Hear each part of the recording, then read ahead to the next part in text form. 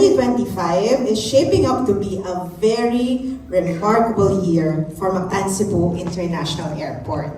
So earlier this year, we already announced additional routes and improved frequencies. And some of the new routes that we have introduced are Cebu to Catarman through Philippine Airlines, Cebu to Ho Chi Minh via Cebu Pacific and Philippine Airlines. Now, what we will be announcing are additional new routes that are expected to start in the coming weeks or months. Starting with Cebu to Calbayog, care of PAL, starting October 26th, 4 times weekly. Next, we also have Kuala Lumpur. We're very fresh from the AirAsia media event wherein they launched that Cebu or Mactan Cebu International Airport is actually their 16th hub in the world. So one of the exciting routes that they have announced is the KL route, starting November 15 this year, and they will be flying 2 times daily. Now, aside from AirAsia, we also have another KL flight, care of Firefly. If you guys are not so familiar with Firefly, they are a subsidiary or partner also of Malaysian Airlines. Okay, so they will be starting operations December 2, and they will be flying 5 times weekly. Now, what else do we have on the list? Oh, okay. So some ideas on what you guys can do. First, meron na bang nakapunta in Ho Chi Minh when we started that additional route? Ho Chi Minh?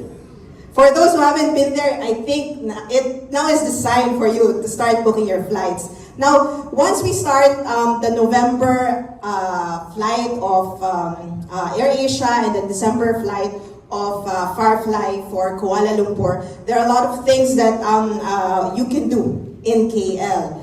I think you guys are very familiar already with the Petronas Tower, Batu Caves. Some people are asking, why you put Legoland there? Well, like what our AirAsia friends told us the other day, even if Legoland is closer to Singapore, which is in Johor Bahru, you can even get to Singapore or Johor Bahru at a cheaper rate via KL sometimes, rather than booking it to Singapore. So that's also another option for you. But aside from KL, what we also have in store is Brisbane. So this is something that we are all excited about. And this is the first time we'll have direct connectivity to the land down under Australia. And starting December 3, actually you can book now. But starting December 3, they will be operating 3 times weekly. And you know, some facts, no, some trivia. The first 24 hours that they opened this to Australians for booking, sold out. That's how powerful this route is, and that's how excited Australians are also to visit Cebu.